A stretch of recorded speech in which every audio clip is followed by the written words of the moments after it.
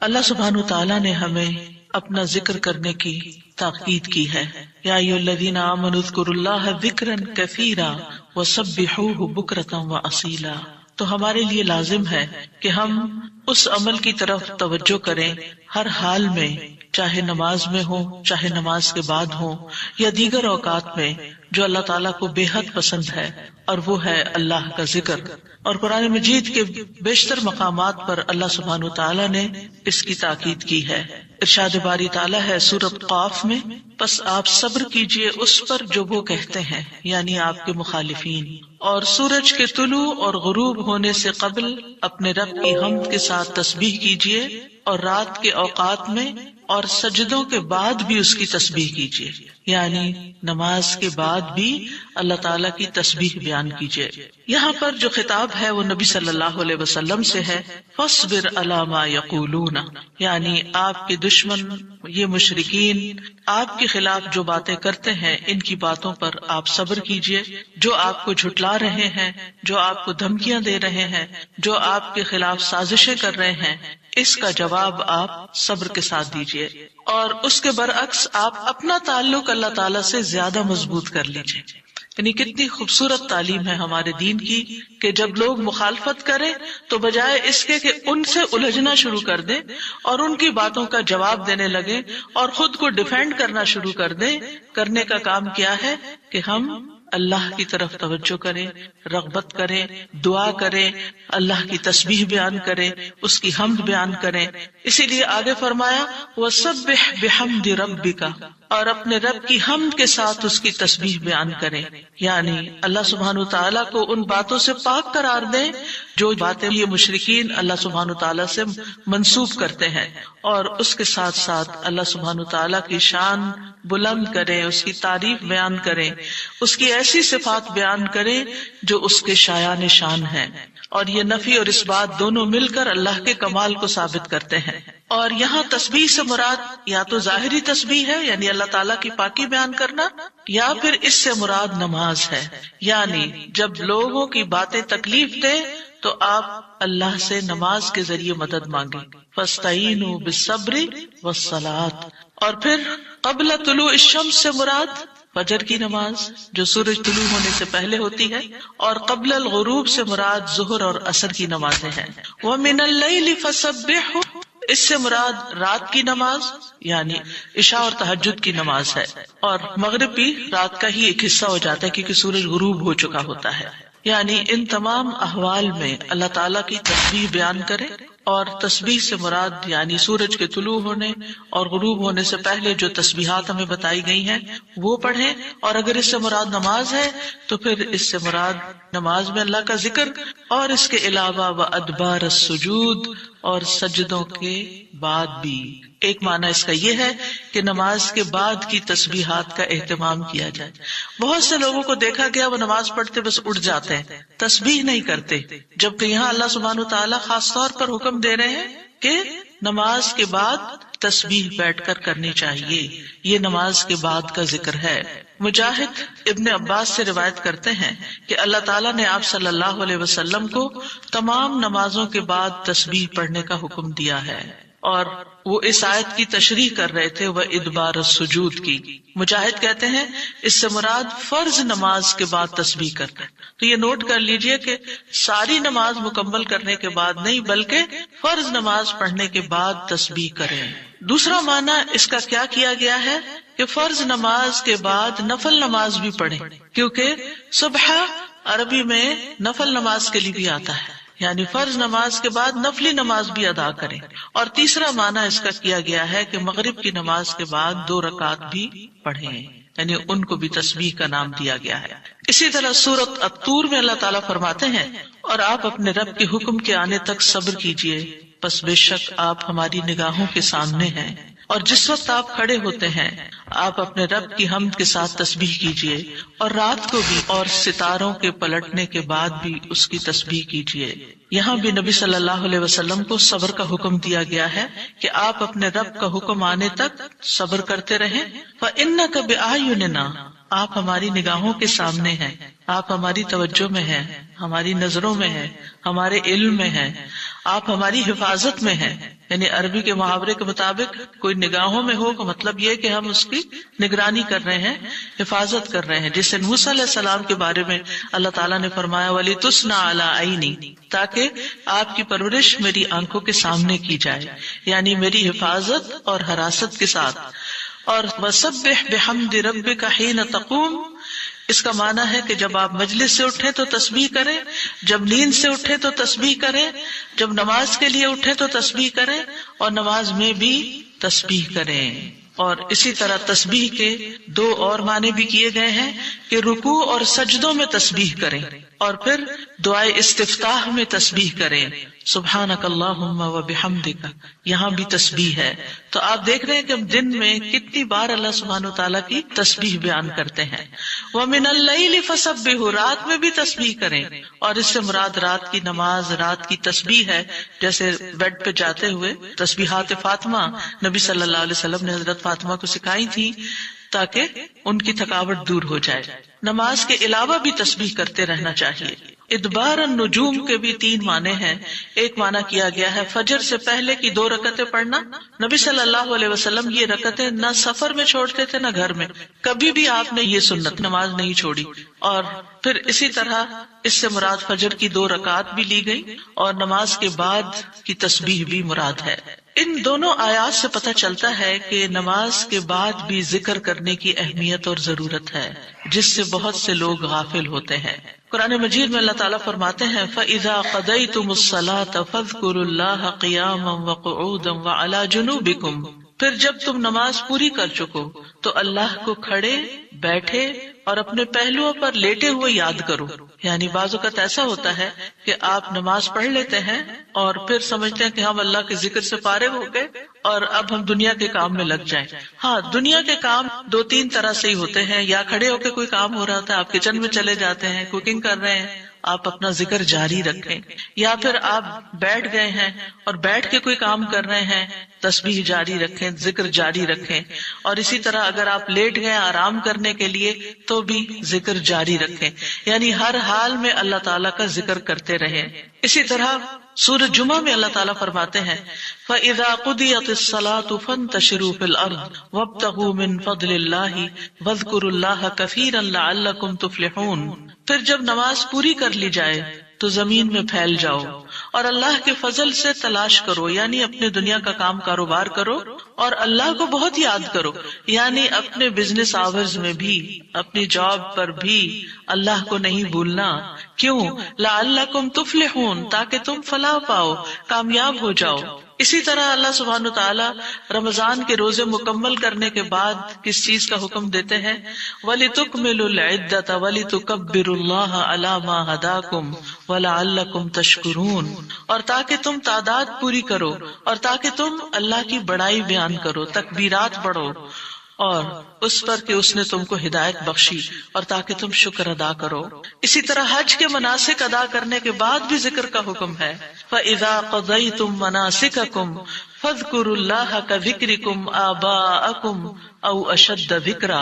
پھر جب تم اپنے حج کے مناسک پورے کر چکو تو اللہ کو یاد کرو جس طرح اپنے باپ دادا کو یاد کیا کرتے تھے، بلکہ اس سے بھی زیادہ یاد کرنا. یعنی باپ دادا کو یاد کرنے، ماں باپ کو یاد کرنے سے بھی زیادہ اللہ کا ذکر کیا کرو، اللہ سبحانہ تعالیٰ کو زیادہ یاد کیا کرو. کیونکہ انسانوں کی یاد انسانوں کو دکھی کرتی ہے، لیکن اللہ کی یاد دلوں کے اطمینان کا باعث بنتی ہے، دلوں کے اندر سکون کا باعث بنتی ہے. الا بذکر اللہ تطمئن القلوب، خبردار اللہ کے ذکر سے دلوں کو اطمینان نصیب ہوتا ہے. تو آپ نے دیکھا کہ تمام عبادات کے بعد ذکر کا حکم ہے، تسبیح کا حکم ہے، تکبیر کا حکم ہے. اسی طرح نماز کے بعد خاص طور پر، یعنی نماز پڑھتے ہی اٹھ نہیں جانا چاہیے، بلکہ وہاں بیٹھ کر بھی اللہ کا ذکر کرنا چاہیے، اور اس میں غفلت نہیں برتنی چاہیے اور سستی نہیں ہونی چاہیے.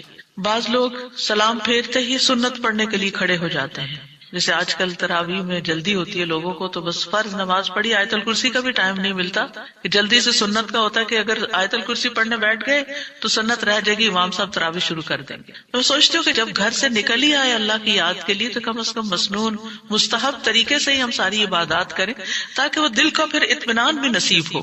بہرحال ایک نماز کے بعد فوراً اگلی نہیں شروع کر دینی چاہیے، اس کے بیچ کے وقفے میں اللہ کا ذکر کرنا چاہیے۔ نبی صلی اللہ علیہ وسلم فجر کی نماز کے بعد طلوع آفتاب تک نماز کی جگہ بیٹھے رہتے تھے، اور فجر ارلی شروع کرتے تھے، اندھیرے میں شروع کرتے تھے، اور فجر پڑھنے کے بعد بیٹھے رہتے اور ذکر کرتے رہتے۔ سماک بن حرب کہتے ہیں میں نے جابر بن سمرہ سے عرض کیا کیا آپ رسول اللہ صلی اللہ علیہ وسلم کے پاس بیٹھے تھے؟ انہوں نے فرمایا کہ ہاں بہت زیادہ، میں بہت بیٹھتا رہا ہوں آپ کے پاس۔ آپ اپنی نماز کی جگہ سے کھڑے نہیں ہوتے تھے جس جگہ صبح کی نماز پڑھتے تھے جب تک کہ سورج نہ نکل آتا، پھر جب سورج نکل آتا تو آپ کھڑے ہو جاتے۔ اسی طرح ایک اور روایت میں آتا ہے نبی صلی اللہ علیہ وسلم جب فجر کی نماز پڑھتے تھے تو اپنی جگہ بیٹھے رہتے یہاں تک کہ سورج خوب اچھی طرح طلوع ہو جاتا، تو پھر اس وقت کیا کرتے تھے؟ اشراق کے نوافل۔ تو اس سے آپ اندازہ لگائیں، کیا ہم میں سے کوئی یہ کہہ سکتا ہے کہ میں رسول اللہ صلی اللہ علیہ وسلم سے زیادہ مصروف انسان ہوں، میں زیادہ بزی ہوں، میرے بہت کام ہے، میرے پاس بیٹھنے کا وقت نہیں ہے؟ نہیں، یہ صرف نفس کا دھوکہ ہوتا ہے۔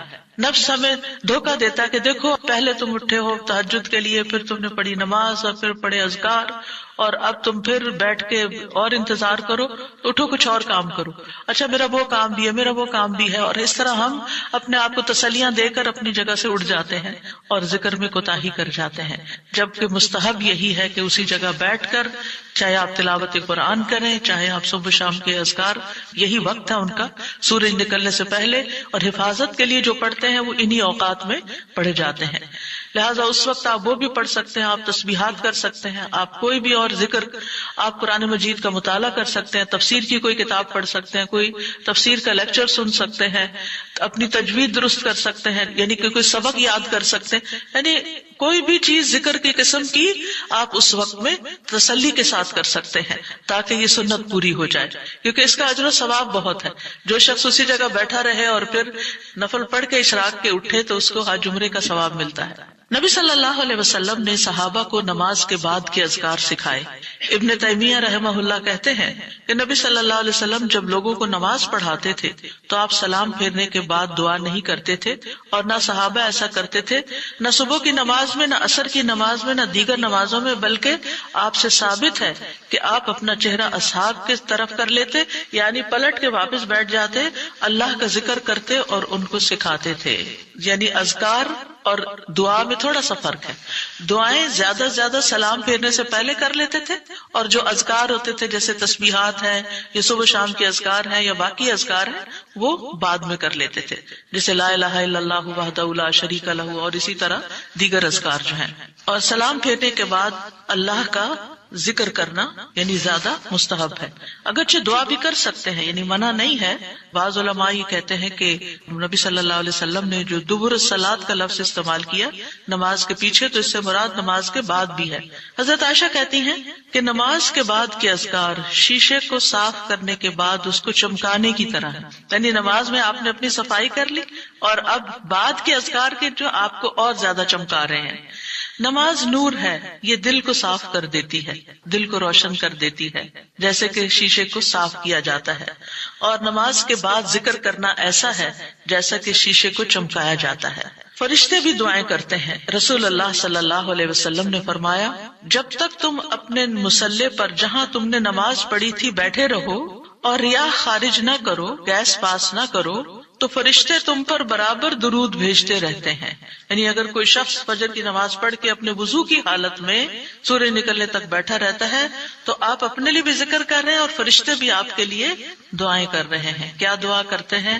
اللہم اغفر لہ، اللہم ارحمہ، اے اللہ اس کی مغفرت فرما، اے اللہ اس پر رحم فرما۔ اور یہ اس وقت تک ہوتا رہتا ہے جب تک وہ وضو توڑ کر فرشتوں کو تکلیف نہ پہنچائے، یعنی جب گیس پاس ہوتی ہے اور اس کی اسمیل سے پھر فرشتوں کو تکلیف ہوتی ہے تو فرشتے جو ہیں وہ پیاز کی اسمیل اور لہسن کی اور جسم سے نکلنے والے، اگر پسینہ بہت آ رہا ہے اور کپڑے نہیں آپ تبدیل کرتے، رات کے کپڑوں میں اٹھ کے نماز شروع کر دیتے ہیں اور وہ اسمیلی کپڑے ہوتے ہیں، تو اس سے فرشتے آپ سے دور رہتے ہیں. اور اسی طرح اگر یعنی خوراک میں کوئی ایسی چیز ہے کہ آپ کی گیس میں بہت اسمیل ہے، تو یہ چیز بھی فرشتوں کو تکلیف دیتی ہے اگر آپ مصلی پر بیٹھے ہیں یا آپ ذکر کی حالت میں ہیں. پھر اس وقت ذکر کرنا جو ہے اولاد اسماعیل سے غلام آزاد کرنے سے افضل عمل ہے، خاص طور پر اگر ہم لا الہ الا اللہ وحدہ لا شریک لہ والی تسبیح پڑھتے ہیں. ابو امامہ سے مروی ہے رسول اللہ صلی اللہ علیہ وسلم نے فرمایا، سورج طلوع ہونے تک میں بیٹھ کر اللہ تعالیٰ کا ذکر کروں، اس کی بڑائی، اس کی حمد و تسبیح اور تحلیل کروں، یہ مجھے اولاد اسماعیل میں سے 2 غلام آزاد کرنے سے زیادہ محبوب ہے. یعنی اس وقت کا ذکر ایسا ہے جیسے آپ نے اتنا بڑا صدقہ بھی کر دیا.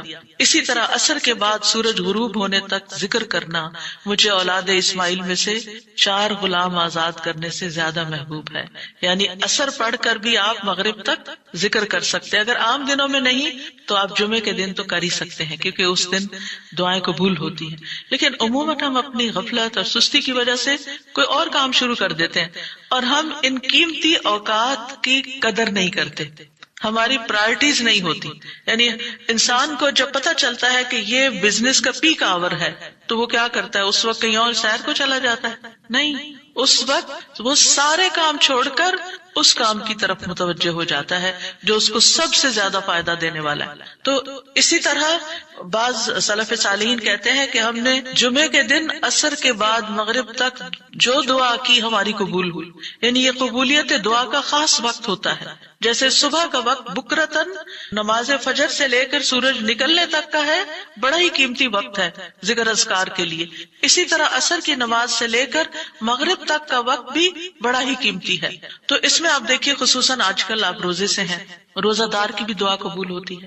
اور اس میں بھی امت کے نیک لوگوں کا طریقہ یہی رہا ہے کہ وہ روزہ کھلنے سے پہلے سارے کام چھوڑ دیتے تھے اور ذکر اذکار میں مصروف ہو جاتے تھے، دعائیں کرنے میں مصروف ہو جاتے تھے.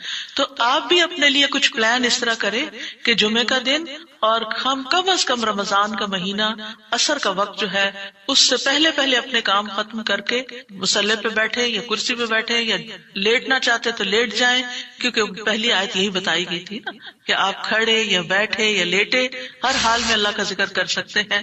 الذین یذکرون اللہ قیاما وقعودا وعلی جنوبہم، وہ جو اللہ کا ذکر کرتے ہیں کھڑے، بیٹھے اور لیٹے، جس بھی پوزیشن میں آپ کرنا چاہیں آپ ذکر کر سکتے ہیں. اور اس میں تسبیح کیجئے، حمد و ثنا کیجئے اللہ تعالیٰ کی، اور دعائیں مانگیے. اور الحمدللہ ہمارے پاس کتابوں کی شکل میں دعاؤں کا اتنا پیارا ذخیرہ ہے جو مسنون اوتھینٹک دعائیں قرآن و سنت سے ہم نے جمع کی ہیں.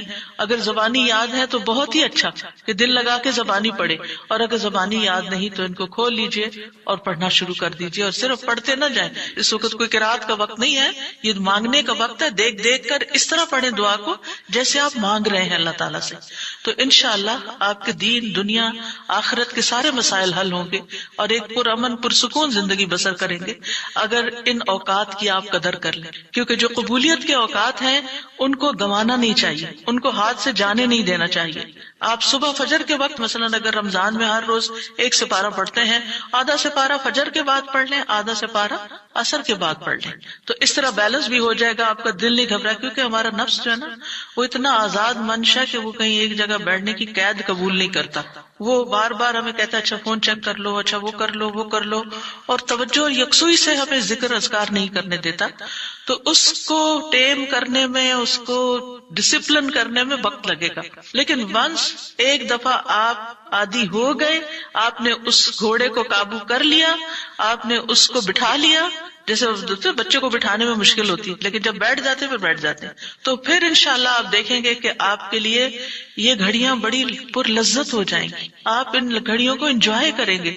آپ کا اور زیادہ دل چاہے گا کہ کاش یہ اور لمبی ہو جائے. اچھا روزہ کھل گیا، ابھی تو میرا یہ بھی اور یہ بھی ٹارگٹ پورا نہیں ہوا. پھر اسی طرح یہ ہے کہ رسول اللہ صلی اللہ علیہ وسلم نے فرمایا جو شخص فجر کی نماز جماعت کے ساتھ پڑھنے کے بعد بیٹھ کر اللہ کا ذکر کرتا رہے یہاں تک کہ سورج نکل آئے، پھر 2 رکعتیں پڑھے، اس کے لیے 1 حج اور عمرے کا ثواب ہے.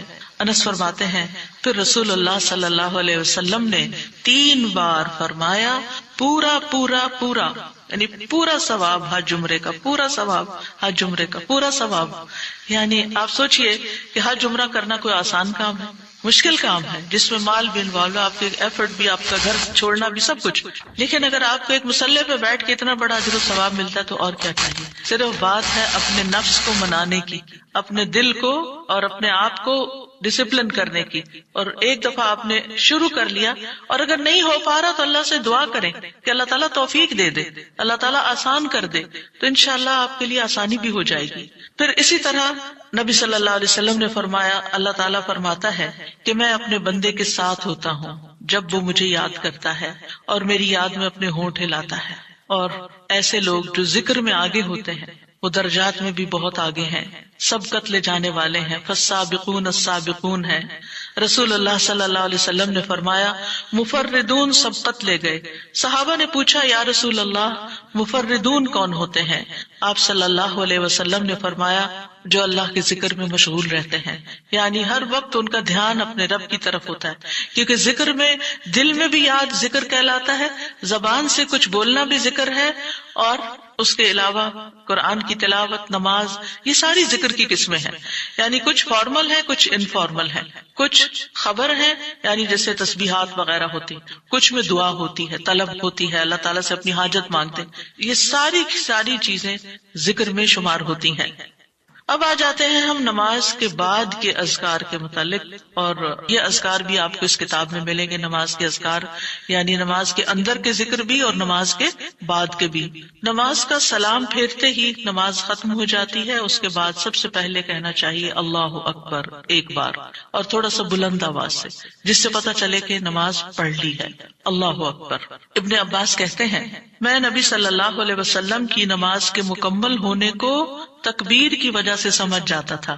یعنی مثلا کوئی نفل پڑھ رہا ہے تو آپ کو نہیں پتا چلتا کہ پڑھ چکا یا نہیں، لیکن اگر اس نے بلند آواز سے کہہ دیا اللہ اکبر تو پتا چل گیا کہ ہاں اس کی نماز مکمل ہو گئی ہے. کیوں اللہ اکبر کہیں؟ کہ اللہ ہر چیز سے بڑا. آپ دیکھیں ہم نے نماز کا آغاز کس سے کیا تھا؟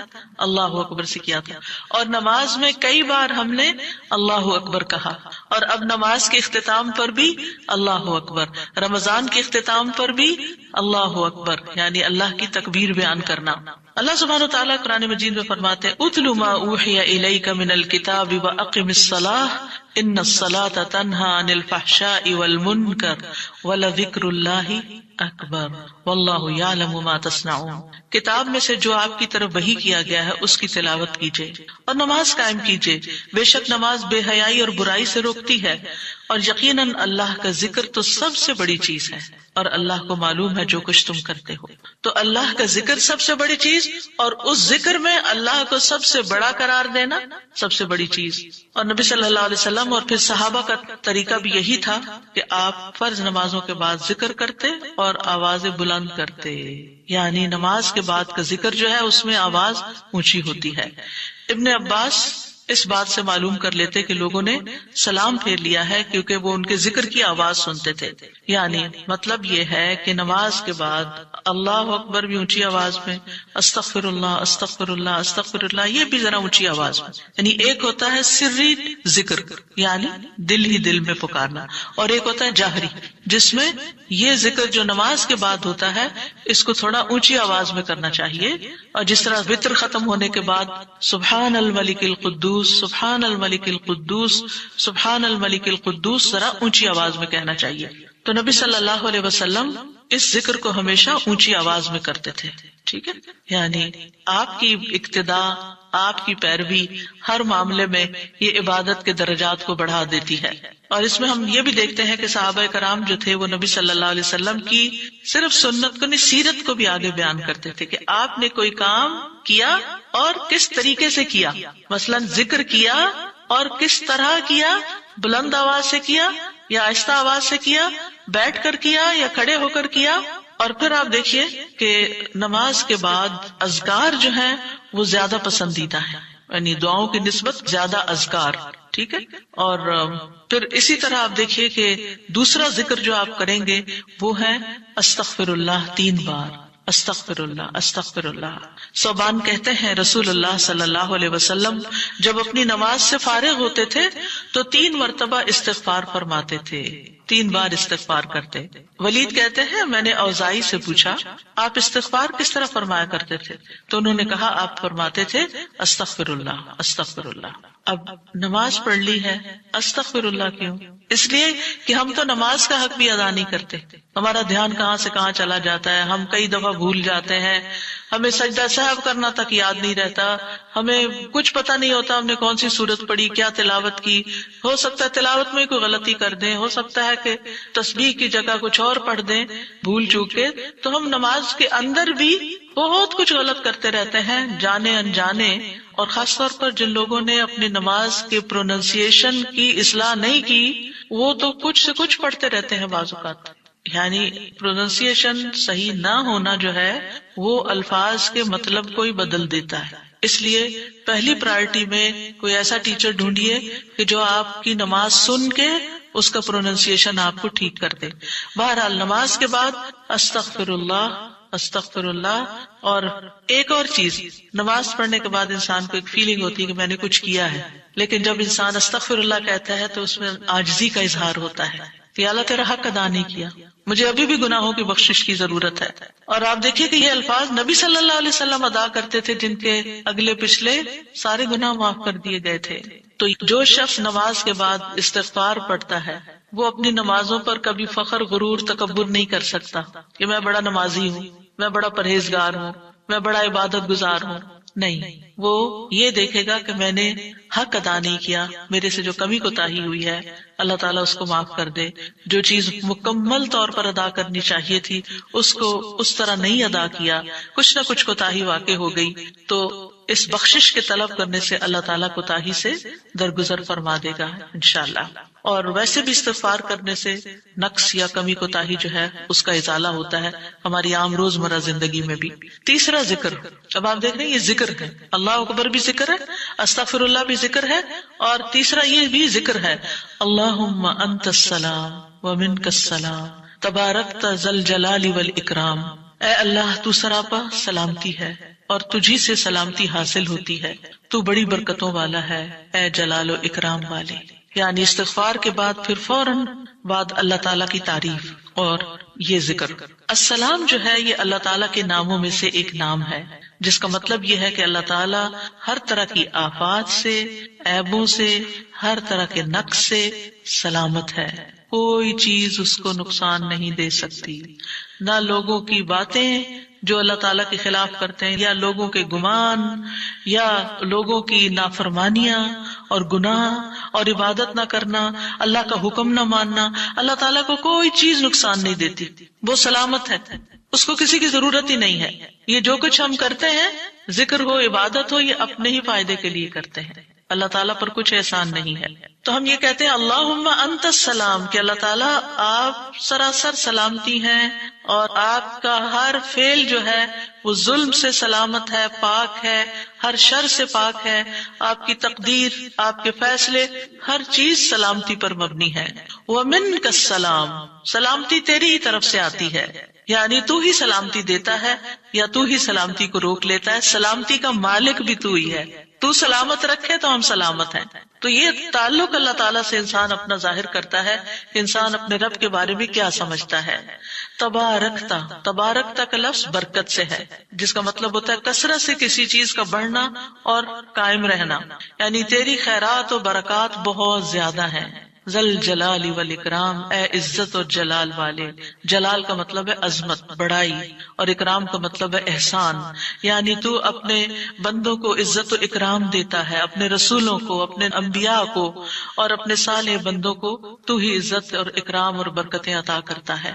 ساری نعمتیں تیری ہی طرف سے ہیں. اور یہ کتنا خوبصورت ذکر ہے جو ہم ہر نماز کے بعد کرتے ہیں، یا جو نہیں کر رہے انہیں لازماً کرنا چاہیے کہ اللہ سبحانہ وتعالیٰ سے ہم اپنے اچھے گمان کا اظہار کرتے ہیں اور ایک طرح سے انڈائریکٹلی سلامتی اور برکت طلب بھی کرتے ہیں. آپ دیکھیے عموماً ہم جب کسی چیز کے اندر فائدہ دیکھتے ہیں تو ہم خیر اس سے وابستہ کر لیتے ہیں، یہ ہے تو کام ہوگا، یہ نہیں تو کام ہی نہیں ہوگا. مثلاً آپ کوئی قلم خریدتے ہیں اور اس سے لکھنا شروع کرتے ہیں اور آپ کو اچھا لگتا ہے، یا آپ اس سے جو لکھنا چاہتے تھے آرٹیکل یا کوئی چیز یا نوٹس اپنے تو بڑے اچھے لکھ پاتے ہیں، تو آپ کہنے لگتے ہیں یہ قلم بڑا مبارک ہے. ٹھیک ہے بھائی قلم اچھا ہے، فائدہ دے رہا ہے آپ کو، لیکن اصل تو اللہ نے آپ کے لیے یہ وسیلہ بنایا کہ اس نے آپ تک یہ پہنچایا. تو اصل برکت اور خیر اور سلامتی کا منبع اللہ رب العزت کی ذات ہے. چیزوں کے ساتھ مت چمٹ جائیے اور ان پر اتنے ڈیپینڈنٹ نہ ہو جائیں کہ اللہ کو بھول جائیں اور اللہ تعالیٰ کی نعمت اور اللہ تعالیٰ کا احسان یاد نہ کریں. تو اس لیے ہر نماز کے بعد ہم اس بات کا اقرار کرتے ہیں کہ ساری برکتیں تیری ذات سے ہیں یا رب، ساری سلامتی تیری طرف سے ہے یا رب، عزت اور اکرام تیری ہی طرف سے ہے یا رب، تو ہی جس کو چاہے اس پر احسان فرماتا ہے، لہٰذا ہم یہ سب کچھ تجھ سے ہی طلب کرتے ہیں.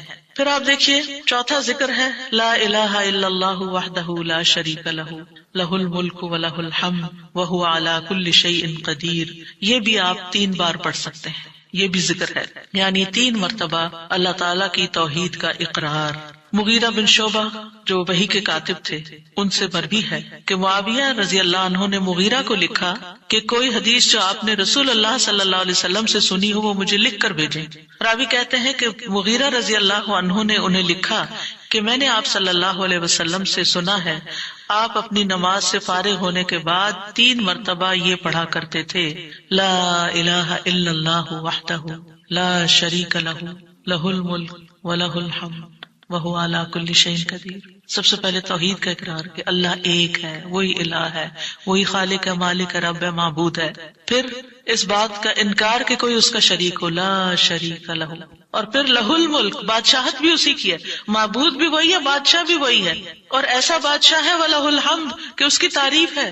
دنیا کے بادشاہوں کا حشر ہوتا دیکھا ہے آپ نے، ان کے ساتھ کیا کیا جاتا ہے، لیکن اللہ سبحانہ وتعالیٰ کی بادشاہت پر کوئی آنچ نہیں آتی، کوئی اس کو ہلا نہیں سکتا، کوئی اس کو نقصان نہیں دے سکتا، کوئی اس پر باتیں نہیں بنا سکتا، کوئی اس کا نقص نہیں نکال سکتا کہ اللہ تعالیٰ نے آسمان میں یہ کیا چیز بنا دی، اب زمین میں کیا بنا دی. نہیں، وَلَهُ الْحَمْدُ، اسی کی ہے تعریف. یعنی ایسا بادشاہ کہ جو قابل تعریف ہے، اور ایسا بادشاہ کہ وَهُوَ عَلَى كُلِّ شَيْءٍ قَدِيرٌ. دنیا کے بادشاہ انتہائی بے بس لاچار ہوتے ہیں، ان کے ہاتھ میں کچھ نہیں ہوتا، وہ انسانوں کے محتاج ہوتے ہیں، انسانوں کی خدمت کے، انسانوں کی مدد کے، انسانوں کے مال کے محتاج ہوتے ہیں. یہ بادشاہت کیا بادشاہت ہے جس کی ساری ڈیپینڈنسی لوگوں کے اوپر ہے. تو اصل بادشاہت تو اللہ کی ہے کہ جو ہر چیز پر پوری قدرت رکھتا ہے. تو آپ اس احساس کے ساتھ اگر اللہ تعالیٰ کا یہ ذکر کرتے ہیں تو آپ کا دل ایک سکون سے بھر جائے گا، ایک خوشی سے بھر جائے گا کہ میں ایسی ہستی کو جانتی ہوں، ایسی ذات کو جانتی ہوں کہ جو اتنی خوبیوں کی مالک ہے. کیونکہ یہ انسان کی فطرت میں ہے، انسان کی نفسیات میں ہے کہ وہ کسی چیز کی تعریف کر کے خوش ہوتا ہے، اور عام طور پر ہم صرف سامنے نظر آنے والی چیزوں کی تعریف کر کر کے خوش ہوتے رہتے ہیں، اور تھوڑے دن کے بعد وہ بھی خراب ہو جاتے ہیں، وہ تعریف بھی ساتھ ہی چلی جاتی ہے. انسان ہے تو مر جاتے ہیں، ان کے اعمال ہے تو ختم ہو جاتے ہیں، اور کبھی وہ اچھے ہوتے ہیں اور پلٹ بھی جاتے ہیں. وہ کہاں گئی تعریفیں؟ جوان ہے تو بڑھاپے میں ساری تعریفیں چلی گئی، مالدار تھے تو غریب ہوئے تو ساری تعریفیں چلی گئی. اسی طرح علم ہے اور جنون لاحق ہو گیا تو ساری تعریفیں چلی گئی، سب کچھ الٹ گیا. اور دنیا کے یہ سارے نظارے آپ نے دیکھے ہوں گے کہ جب ہر نعمت لوگوں پر الٹ جاتی. اسی لیے ہم دعا کرتے ہیں نا کہ اللہم انی اعوذ بک من زوال نعمتک، کہ اللہ نعمتوں کے زوال سے بچانا. یہ انتہائی تکلیف دہ چیز ہے، لیکن یہ ایک دنیا کا قانون ہے، یہ سب کچھ ہوتا ہے اور ہماری آنکھیں دیکھتی ہیں. لیکن اللہ سبحانہ وتعالیٰ ان سب چیزوں سے پاک ہے، اس کو کوئی زوال نہیں اور اس کا کوئی کچھ بگاڑ نہیں سکتا، اور وہ ہر چیز پر پوری طرح قادر ہے، جو چاہے کر سکتا ہے، اور تعریف اسی کے لیے ہے. 5واں ذکر لا الہ الا اللہ وحدہ لا شریک لہ لہ الملک ولہ الحمد وہو علی کل شیء قدیر. اللہم لا مانع لما اعطیت ولا معطی لما منعت ولا ينفع ذا الجد منک الجد. اللہ کے سوا کوئی الہ نہیں، وہ اکیلا ہے، اس کا کوئی شریک نہیں، بادشاہت اسی کی ہے اور تمام تعریف اسی کے لیے ہے، اور وہ ہر چیز پر پوری طرح قدرت رکھنے والا ہے. اے اللہ، جو کچھ تو نے دیا ہے اسے کوئی روکنے والا نہیں، اور جو کچھ تو نے روک دیا اسے کوئی دینے والا نہیں، اور کسی مالدار کو تیری بارگاہ میں اس کا مال نفع نہیں پہنچا سکتا. ابتدا میں تو وہی اللہ کی توحید بیان ہوئی، اس کی بادشاہت اور اس کی حمد کا ذکر ہے اور اس کی قدرت کا ذکر ہے، اور اس کے بعد کہ جو اللہ نے دیا، جو وہ دینا چاہتا ہے اسے کوئی روک نہیں سکتا. یہاں بھی آپ دیکھیں مانگ کچھ نہیں رہی، یہ ذکر ہے، یہ دعا نہیں، یہ کیا ہے؟ ذکر ہے. اور جو کچھ تو نے روک دیا کوئی دے ہی نہیں سکتا، اور سارے ہی مالدار فقیر ہیں، اور خاص طور پر تیرے سامنے فقیر ہیں. یا ایھا الناس انتم الفقراء الی اللہ، واللہ هو الغنی الحمید، اے لوگو تم سب اللہ کے فقیر ہو، اللہ کے محتاج ہو، اور اللہ ہی غنی مالدار اور وہی قابل تعریف ہے۔ واللہ هو الغنی الحمید، ٹھیک ہے۔ نبی صلی اللہ علیہ وسلم جب سلام پھیرتے تھے تو یہ دعا پڑھا کرتے تھے یا یہ ذکر کیا کرتے تھے، اور اس میں آپ دیکھیے کہ یہ جو عقیدہ ہے نا کہ اللہ روکے تو کوئی دے نہیں سکتا، یہ انسان کو بڑا اطمینان دے دیتا ہے۔ اگر کوئی چیز، کوئی خیر آپ کی طرف آنے سے رکی ہوئی ہے تو وہ اللہ ہی نے روکی ہوئی ہے، آپ پر رحمت کی وجہ سے، بدگمان نہ ہو اس سے، کسی وجہ سے رکی ہوئی ہے۔ آپ کسی کی کوئی اچھی چیز دیکھتے ہیں، کسی کا مینشن دیکھتے ہیں تو سوچتے ہیں کتنا خوش قسمت ہے، کتنے بڑے گھر میں رہتا ہے۔ کسی کے پاس فراری دیکھتے ہیں تو آپ کہتے ہیں واہ کتنا خوش قسمت ہے، لیکن آپ کو نہیں پتا کہ یہی چیزیں اس کے لیے کتنی بڑی آزمائش بنی ہوئی ہیں، آپ نہیں جانتے۔ اور اگر اللہ نے آپ کو نہیں دی تو آپ کو بہت سے شر سے محفوظ رکھا ہوگا۔ تو اللہ کا روکنا بھی خیر کا باعث ہوتا ہے۔ یہ سبق پکا کر لیں کہ جب اللہ تعالیٰ کوئی چیز نہیں دیتا یا دیر سے دیتا ہے یا روک لیتا ہے اور کوئی چارہ نہیں ہوتا، آپ کہتے ہیں میری کوئی دعا قبول نہیں ہو رہی، میرا کوئی طریقہ کام نہیں آ رہا، تو اس میں بھی کوئی خیر ہوتی ہے، کیونکہ جو اللہ نے مقدر میں لکھا ہے وہ پہنچ کے رہے گا۔ کوئی روک نہیں سکتا جو تو دے، اور کوئی دے نہیں سکتا جو تو روک لے، اور جسے اللہ نے آپ کے مقدر میں لکھا ہے وہ آپ تک آئے گا ہی آئے گا۔ سورۃ فاطر میں اللہ تعالیٰ فرماتے ہیں ما یفتح اللہ للناس من رحمت فلا ممسک لها وما یمسک فلا مرسل له من بعدہ وہو العزیز الحکیم۔ جو کچھ اللہ لوگوں کے لیے رحمت میں سے کھول دے اسے کوئی بند کرنے والا نہیں، اور جو وہ بند کر دے اس کے بعد اسے کوئی کھولنے والا نہیں۔ حدیث میں آتا ہے ما اصابک لم یکن لیخطئک وان ما اخطأک لم یکن لیصیبک، جو کچھ تمہیں پہنچا وہ تم سے خطا ہونے والا نہیں تھا، اور جو نہیں ملا وہ ہرگز ملنے والا نہیں تھا۔ قرآن مجید میں سورۃ الرعد میں اللہ تعالیٰ فرماتے ہیں وَإِذَا أَرَادَ اللَّهُ بِقَوْمٍ سُوءًا فَلَا مَرَدَّ لَهُ، جب اللہ کسی قوم کے ساتھ برائی کا ارادہ کر لیتا ہے تو اس کو کوئی پھیرنے والا نہیں، کوئی سپر پاور اس ملک کی مدد نہیں کر سکتی اگر اللہ نے اس کے لیے جنگ کا فتنہ یا کسی اور طرح کی کوئی آزمائش لکھی۔ یہ اللہ کے فیصلے ہوتے ہیں، یا اللہ نے کسی قوم کو تباہ کرنے کا فیصلہ کر لیا ہو تو کوئی اس کو روک نہیں سکتا۔ لہٰذا ہمیں اللہ پر ہی بھروسہ کرنا چاہیے، اور ہر حال میں ایسی پریشان کن باتوں پر اللہ تعالیٰ ہی کی طرف رجوع کر لینا چاہیے۔ یاد رکھیے اگر کوئی چیز نہیں ملی تو اللہ تعالیٰ کو الزام مت دیں، اللہ تعالیٰ سے ناراض نہیں ہو، اللہ تعالیٰ سے بدظن نہیں ہو، یہ روکنا اس کی رحمت ہے۔ انسان اگر ان دو جملوں پر ایمان لے آئے تو پھر اس کا مکمل بھروسہ اللہ کی ذات پر ہو جائے گا۔ وہ رزق کے بارے میں اللہ پر ہی توکل کرے گا، نقصان کو دور کرنے اور بھلائی کو پانے کے لیے اللہ پر ہی بھروسہ کرے گا، وہ اللہ کو اپنے لیے کافی سمجھے گا۔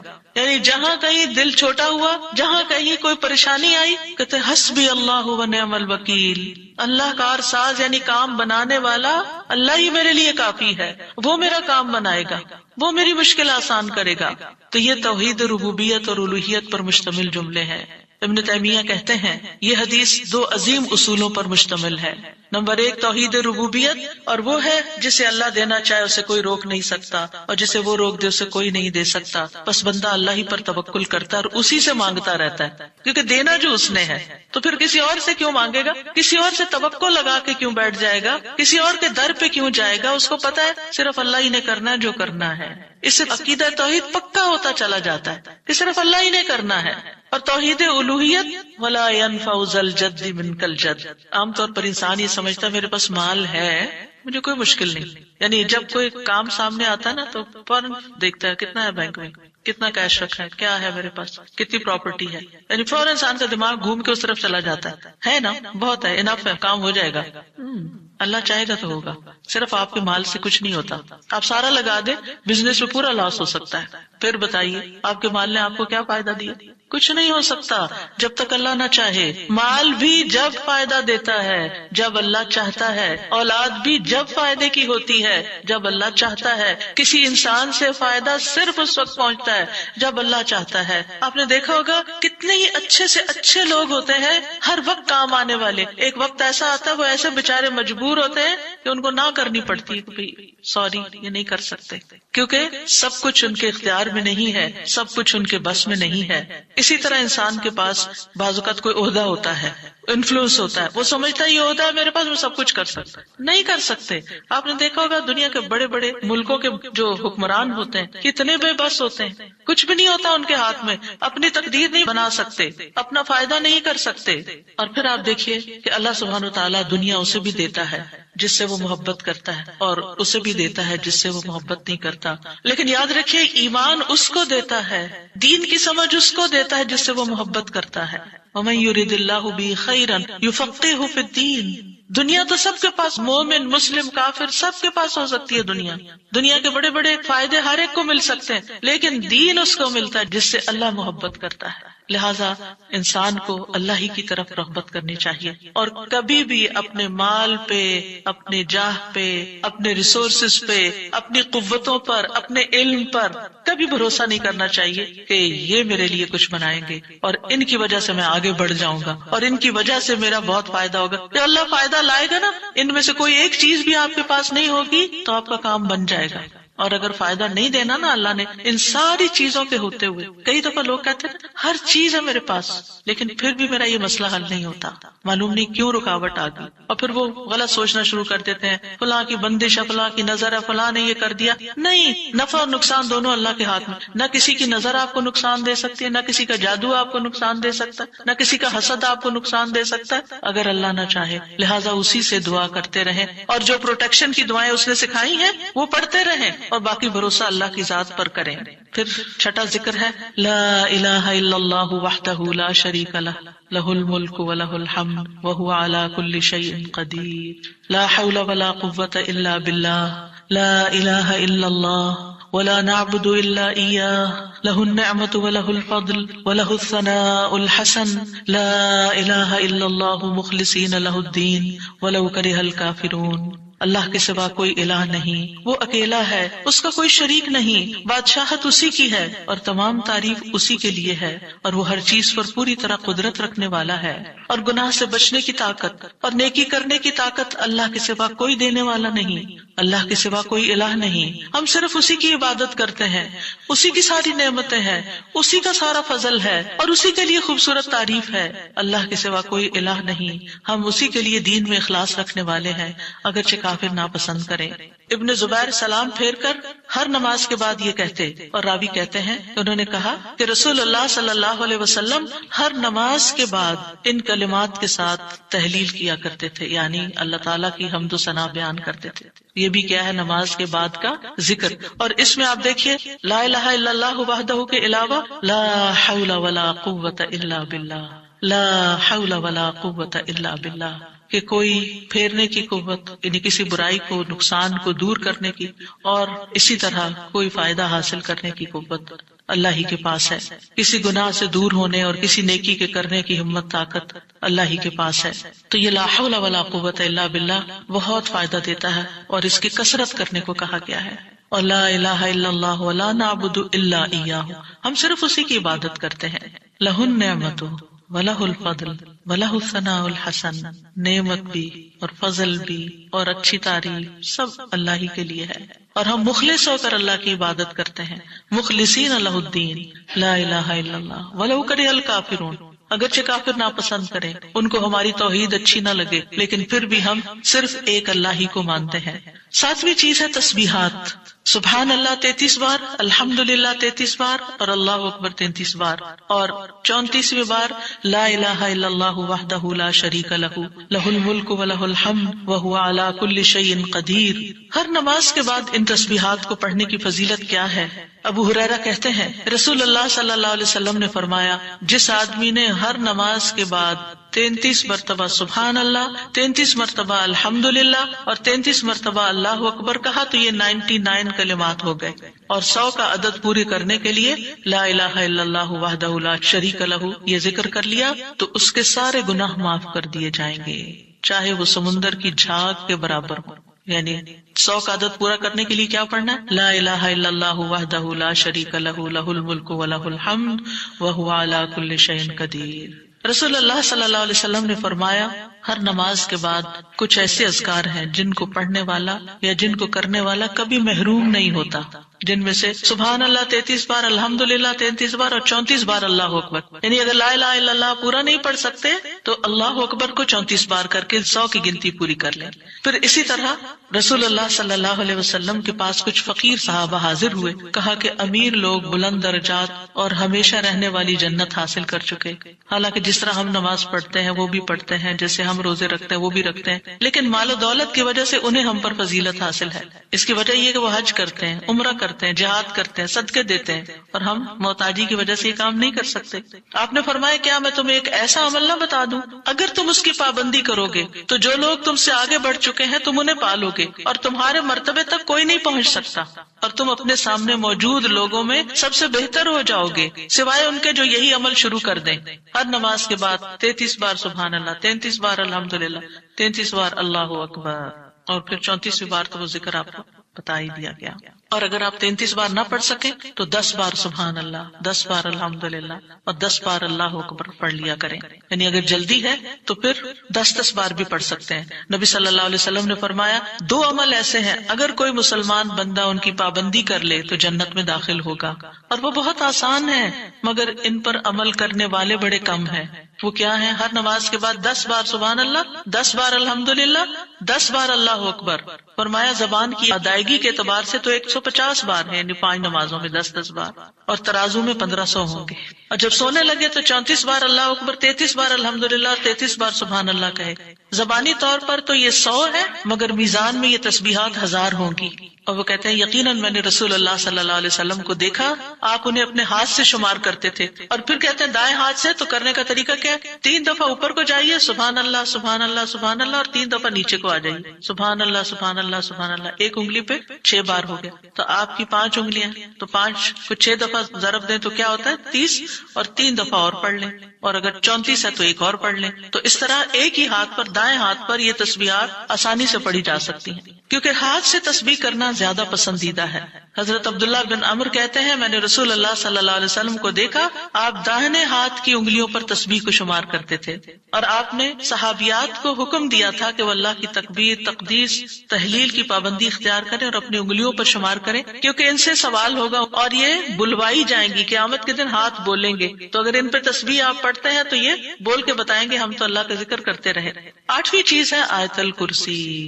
اللہ لا الہ الا هو الحی القیوم لا تأخذه سنة ولا نوم له ما في السماوات وما في الأرض من ذا الذي يشفع عنده إلا بإذنه يعلم ما بين أيديهم وما خلفهم ولا يحيطون بشيء من علمه إلا بما شاء وسع كرسيه السماوات والأرض ولا يؤوده حفظهما وهو العلي العظيم. پورا اللہ کا تعارف ہے. اللہ وہ ہے کہ اس کے سوا کوئی معبود نہیں، وہ زندہ ہے، ہر چیز کو قائم رکھنے والا ہے، نہ اسے کچھ اونگ پکڑتی ہے اور نہ کوئی نیند. اسی کا ہے جو کچھ آسمانوں میں ہے اور جو کچھ زمین میں ہے.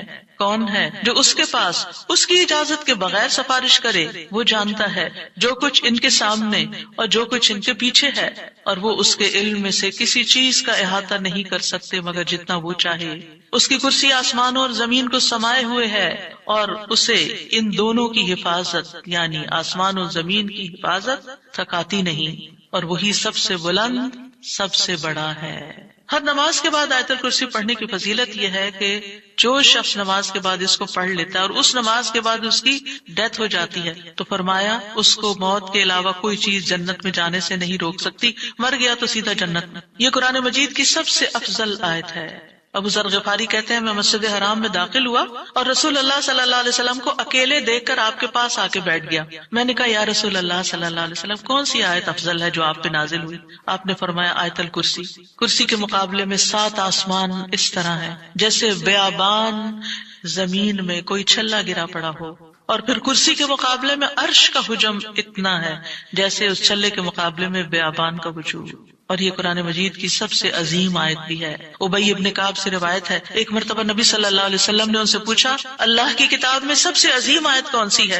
انہوں نے کہا اللہ اور اس کا رسول ہی زیادہ جانتے ہیں. آپ نے یہ سوال کئی مرتبہ دہرایا تو ابی ابن کعب نے کہا آیت الکرسی. یہ سن کر آپ نے فرمایا ابو المنذر تمہیں تمہارا علم مبارک ہو، اس ذات کی قسم جس کے ہاتھ میں میری جان ہے عرش کے پائے کے پاس یہ اللہ بادشاہ کی پاکیزگی بیان کرتی ہوگی، اس کی ایک زبان اور دو ہونٹ ہوں گے، یعنی جو لوگ اس پڑھیں گے وہ ان کے حق میں ایک طرح سے گواہ ہوگی۔ نویں چیز جو نماز کے بعد پڑھنی چاہیے وہ ہے معوذات، سورۃ الاخلاص، سورۃ الفلق، سورۃ الناس۔ پہلی سورت میں اللہ تعالیٰ کی توحید بیان ہوئی ہے، دوسری سورت میں انسان کو پناہ مانگنے کے لیے کہا گیا ہے، کہہ دیجئے میں مخلوق کے رب کے پناہ پکڑتا ہوں اس چیز کے شر سے جو اس نے پیدا کی، اور اندھیری رات کے شر سے جب وہ چھا جائے، اور گرہوں میں پھونکنے والیوں کے شر سے، اور حسد کرنے والے کے شر سے جب وہ حسد کرے۔ انہی چیزوں کا خوف رہتا ہے نا، کوئی جادو کر دے گا، کوئی حسد کر لے گا۔ ہر نماز کے بعد پڑھیں گے، کس وقت وہ کرے گا؟ اس کو تو آپ موقع ہی نہیں دے رہے کہ وہ جادو کرے یا آپ سے حسد کرے۔ ہر دو نمازوں کے بیچ میں جو کوئی ایسا فتنہ فساد آیا اس کا ازالہ ہوتا چلا جائے گا۔ عقبہ بن عامر کہتے ہیں کہ رسول اللہ صلی اللہ علیہ وسلم نے مجھے حکم دیا تھا کہ میں ہر نماز کے بعد معوذات پڑھا کروں، یعنی یہ تینوں صورتیں پڑھا کروں۔ 10ویں چیز ہے ربی اعنی علی ذکرک و شکرک و حسن عبادتک، اللہ کے ذکر، اس کے شکر اور اچھی عبادت پر اللہ کی مدد مانگنا۔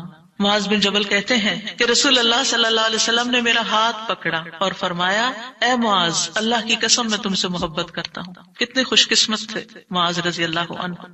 میں نے عرض کیا یا رسول اللہ صلی اللہ علیہ وسلم، میں بھی آپ سے محبت کرتا ہوں۔ تو رسول اللہ صلی اللہ علیہ وسلم نے فرمایا تم پابندی سے ہر نماز میں یہ دعا مانگا کرو، رب اعنی علی ذکرک و شکرک و حسن عبادتک۔ معاذ رضی اللہ عنہ جو ہیں 33 سال کی عمر میں امواس کے طاعون میں شہید ہو گئے تھے۔ He was only 33 years old۔ ان کا مقام کیا تھا؟ آپ کی بشارت کے مطابق وہ جنت میں علماء کے قائد ہوں گے، یعنی علماء امت کے جو عالم ہیں ان کو جنت کی طرف لیڈ کر رہے ہوں گے۔ کس وجہ سے آپ صلی اللہ علیہ وسلم نے ان سے محبت کا اظہار کیا؟ علم کی وجہ سے، علم کے حریص تھے اور نیکی کے کاموں میں آگے آگے، اور اتنی چھوٹی عمر میں عین جوانی کے وقت فوت بھی ہو گئے اور کتنا بڑا درجہ اور مقام پا گئے۔ ہمیں آج تک یہ سمجھ نہیں آتی کہ کون سے کام ایسے کریں کہ جس سے اللہ کی محبت ملے، جس سے اللہ کا قرب نصیب ہو، اور جس سے ہمیں رسول اللہ صلی اللہ علیہ وسلم کی محبت اور آپ کی شفاعت نصیب ہو۔ تو یہ ایک دعا ہے ان دعاؤں میں سے جو آپ نے خاص طور پر حضرت معاذ کا ہاتھ پکڑ کے، قسم کھا کے، محبت کا اظہار کر کے آپ کو یہ دعا سکھائی۔ چند لفظ ہیں، کیا ہمارے لیے یہ پڑھنا بھی مشکل ہے؟ پھر ہم اپنے لیے اس دنیا سے کیا کما رہے ہیں؟ اگر ہمیں اتنی بھی توفیق نہیں کہ نماز کے بعد ٹک کے یہ 4 کلمے پڑھ لیں تو پھر ہماری نمازیں کیا ہیں؟ ہم نے کیا مانگا اللہ سے؟ ہم تو دنیا کی اور آخرت کی خیر سے محروم ہو گئے۔ اور یہ دعا آپ دیکھیے اللہم سے بھی شروع ہوتی ہے اور ربی سے بھی شروع ہوتی ہے، دونوں کا ایک ہی تقریباً مطلب ہے، ایک میں الوہیت ہے اور ایک میں ربوبیت ہے۔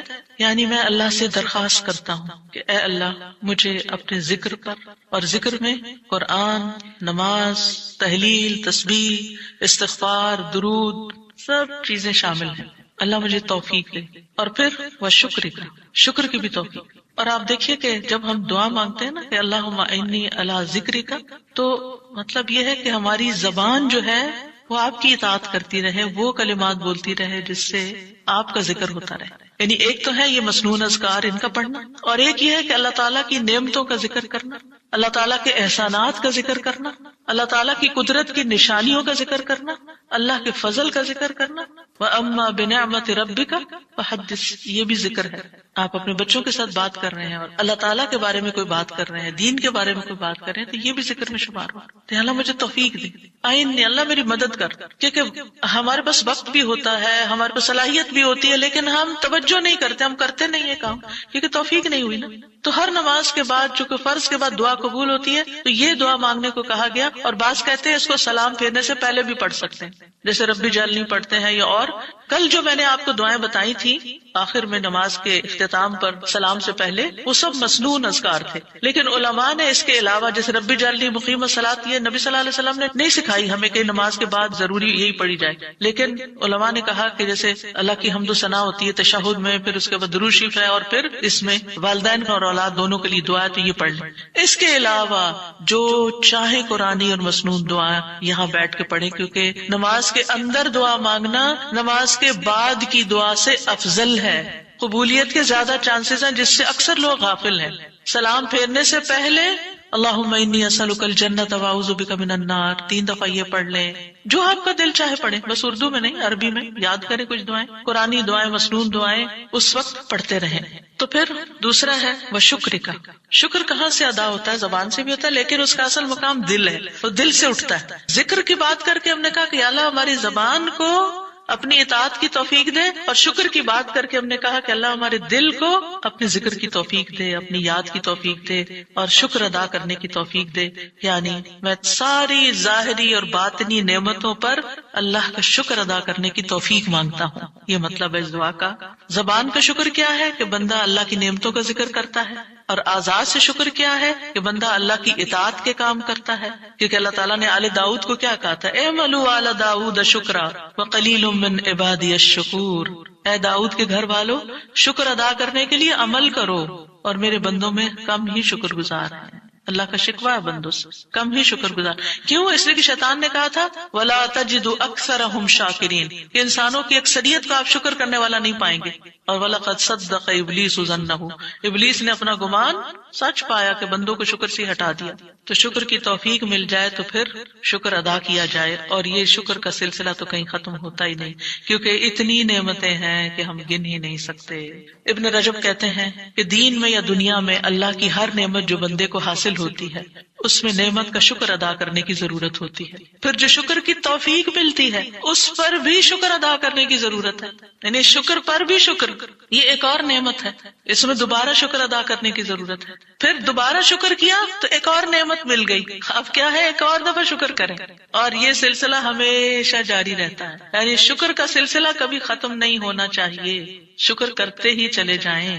وحسن عبادتک، اور اپنی خوبصورت عبادت کی توفیق عطا فرما، اور خوبصورت عبادت اسی وقت ہو سکتی ہے جب اس میں اخلاص ہو، اور نبی صلی اللہ علیہ وسلم کی اتباع ہو، اطاعت ہو۔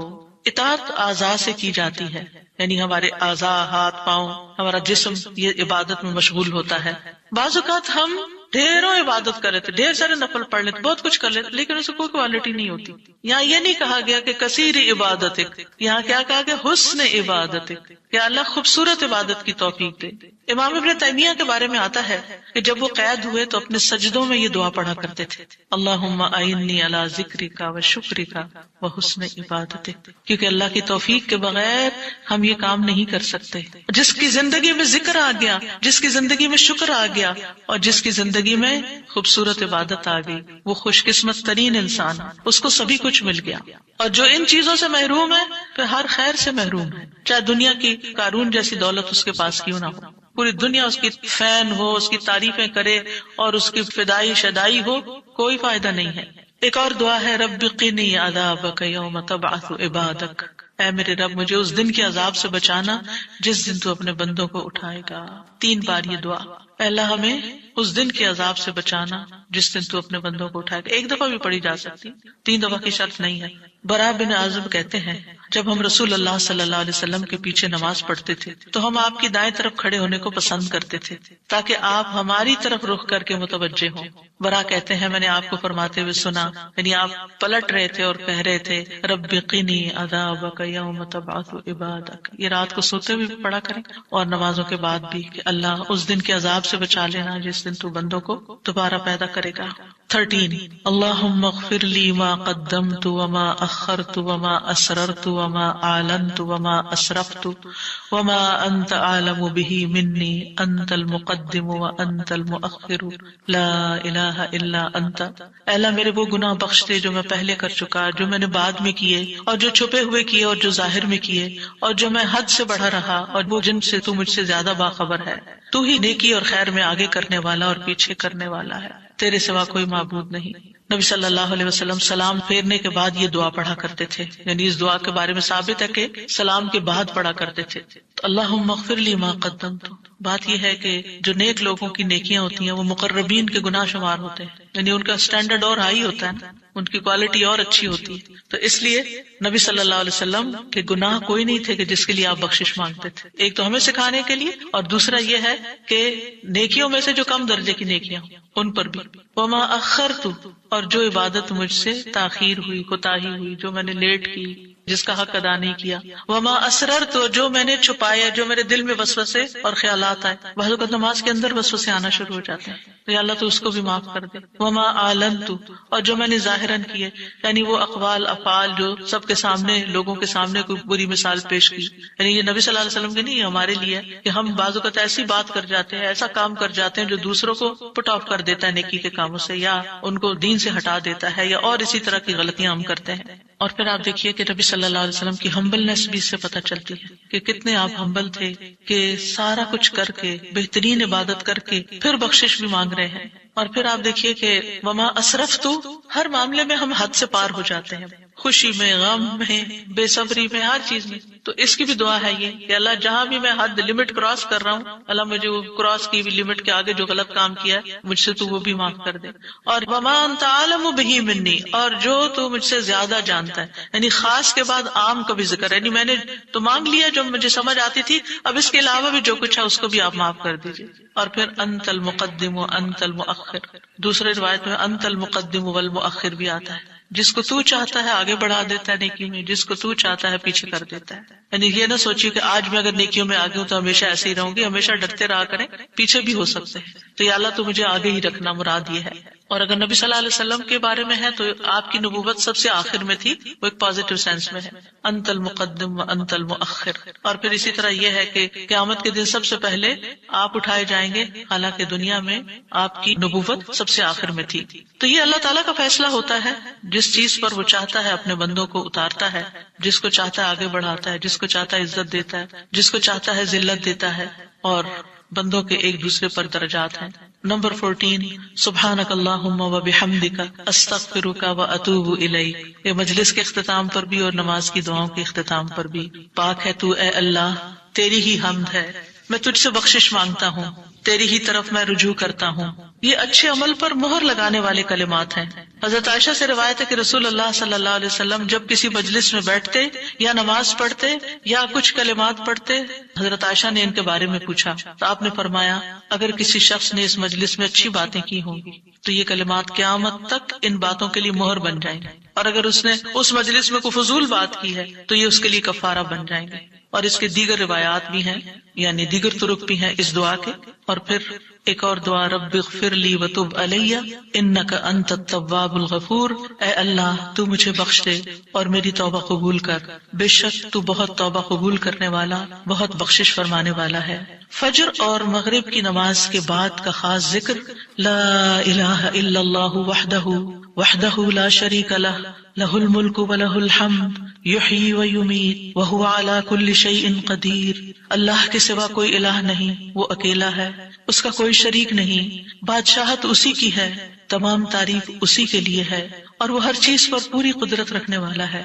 اور سلام کے بعد تشہد کی حالت میں اگر آپ بیٹھے بیٹھے یہ ذکر کرتے ہیں، یعنی مصلی سے اٹھنے سے پہلے یہ ذکر کرتے ہیں، تو نبی صلی اللہ علیہ وسلم نے فرمایا جس نے نماز مغرب اور صبح کی نماز کے بعد اتحیات میں اٹھنے سے پہلے اپنی ٹانگ کو دوہرا کیے ہوئے، یعنی جس پوزیشن میں آپ بیٹھے اسی پوزیشن میں بیٹھے بیٹھے 10 بار یہ ذکر کیا، اللہ تعالیٰ اس کے لیے 10 نیکیاں لکھ لیتا ہے، 10 گناہ اس سے دور کر دیتا ہے، 10 درجے اس کے بلند کر دیتا ہے. اس کے لیے ہر بری چیز سے حفاظت، شیطان مردود سے پناہ دینے والے یہ کلمات ہوتے ہیں. کوئی گناہ سوائے شرک کے اس کو نہیں پہنچتا، اور یہ اس روز عمل میں سب لوگوں سے افضل ہوتا ہے. یعنی صبح کے وقت اگر کوئی یہ پڑھ کے اٹھتا ہے مصلی سے تو یہ سب لوگوں سے افضل ہوتا ہے، سوائے اس شخص کے جس نے اس کے برابر یا اس سے زیادہ ان کلمات کو پڑھا ہو. اور ایک اور روایت میں ہے جو یہ 10 مرتبہ مغرب کے بعد پڑھے گا، اللہ اس کی حفاظت کے لیے اسلحہ بردار فرشتے بھیجے گا جو اس کی صبح تک شیطان سے حفاظت کریں گے. اللہ تعالیٰ سے دعا ہے کہ اللہ تعالیٰ ہمارے ان اعمال کو قبول کرے اور ہمیں اس ذکر کی توفیق دے. میں یہ پڑھتے ہوئے سوچ رہی تھی کہ جو شخص یہ ساری دعائیں پڑھے نماز کے بعد، اس کے پاس فضول کام کرنے کا کون سا وقت باقی بچے.